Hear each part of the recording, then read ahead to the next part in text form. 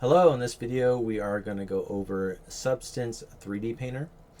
So before we start, if your scene doesn't look like this, either there's a customized UI, so you should just go over to Window, Reset UI, or are in one of the other Substance programs. So just check on the top, make sure it's Substance 3D Painter and not one of the other. There's like Alchemist, and there's a couple in there, Stager, etc. So the cool thing about Substance Painter, it comes with some pre-made samples. So I'm going to go to Open Sample, and let's open up Meat Mat. Hit Open, and you'll see over here this is kind of a viewport. It's the same kind of keys as Maya, so Alt left click and drag will rotate around the object. Alt right click and drag will, from left to right, will zoom back and forth. The Alt middle mouse and hold those down, you will pan. Same kind of things here in this view. This is your UVs. So this is the UVs for the head. And the reason why you're not seeing all the UV pieces in this asset in this one spot is because they separated out this asset into 3 different materials or parts. So in Maya, if you were working on that table, if you assigned a different material to the handles and then a different material to the rest of the table, then you would have 2 parts up here. So you'll see they section these off into head, body, and base, so you can even hide these different parts that you're not working. You can select on them, so I'll select that body and you'll see there's different UVs. And think of this as a different material. So you can copy materials if you wanted to do most of your work on the head and then copy it and bring it into the body and the base, but think of it as separate material or separate objects that you would have to apply your material to. So yeah, so usually I don't look at the UVs only for very specific situations. Most of the time I just keep my 3D view open, and you can change that by going up to here and clicking down, and you'll see the different options. So you can swap them, you can open them in a new window. Usually I just do 3D only.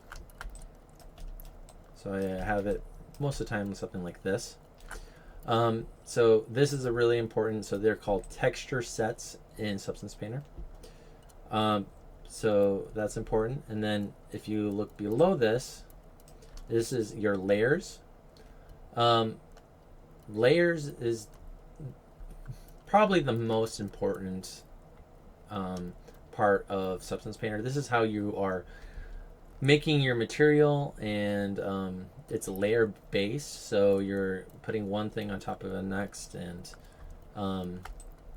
like if you're gonna put it's kind of that approach where you would start at the base of the material. So if it's a metal, then you would put metal on it, and then you would put like a dust on it, and then maybe if there's parts that are painted, then you would paint it. And so there, you think of it as a layer stack. And then if you go down here, these are the properties. So this is the properties of whatever tool you're using. So just be aware of that, whatever you're selecting. And if the tools are over here, so you'll see that there's paint, eraser, and we'll get through all these. Up here is different options for those tools. So paint, this is size, flow, opacity, etc. You can immediately start painting by just going like that. And it's a white paint. And if you go all the way down, you'll see that there is base color. And you can change the color right there. And just change the color and close it, and then I have a red. But you'll also notice that there's not just color here. There is metal, there's roughness, there's normal, there's height. You can actually paint different material parameters on your object. So if I want something metallic, I can just bring up the metallic. I can change this to be, I'll make a like a chrome, so I'm going to make that white. And then roughness, I'm going to bring down, that's like micro bump. So there's really tiny bumps that show roughness. So if I bring this up, you can kind of see what's happening. One is more of a mirror, and then it becomes more frosted because there's a very tiny bumps that cause that roughness. And then that's fine. I can even add a little height to it, so it's going to bump out. And then I can just paint it in. And now I have a little mirror in there. And you'll see there's a actual image.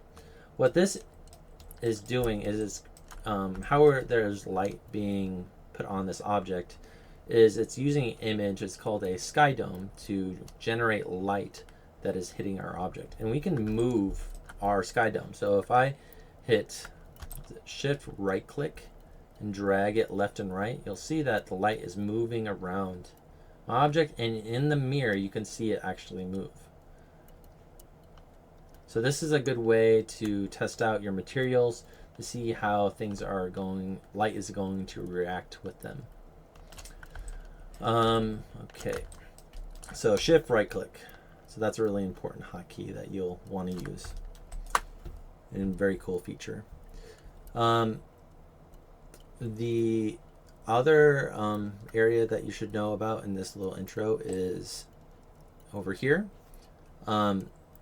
These are pre-made materials. I don't want you guys to use the pre-made materials as is if you're going to use them. I want them to be a base. So you're adding them and then you're making them better. And if a 3D artist or company knows that you are just basically dragging dropping without editing them, making them look correct, it looks very it doesn't look very good. So just be aware that it's very noticeable when you just drag and drop materials onto an object. And then you'll look through here, there's different kinds of assets in the library. If we go to brushes, we can change this to be more of I like using the dirt, and that gives you more of a natural kind of application, something like that. And then there's other ones in here that are dynamic, which are pretty interesting. If you go to this broken glass one, you can click on it. It's freezing up my computer, but we'll see. Alright, so I just crashed Substance Painter, so just be careful with it and save a lot, and I'll go over how to do that.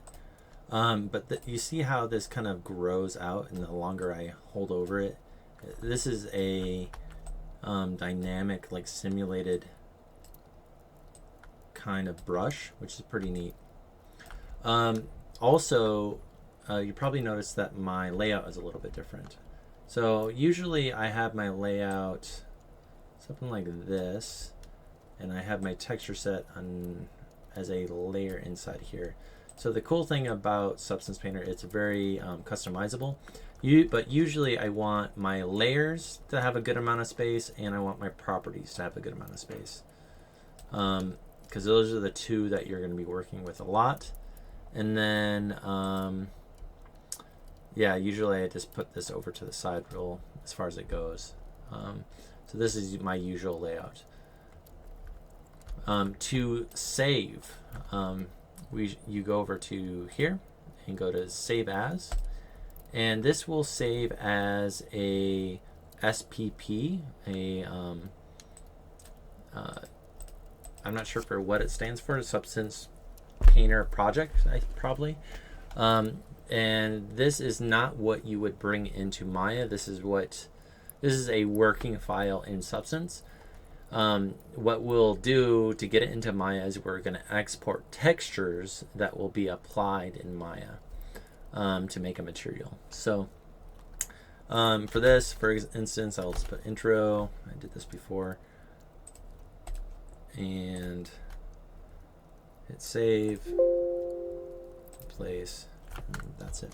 So that is the intro to Substance Painter, and I'll see you in the next one.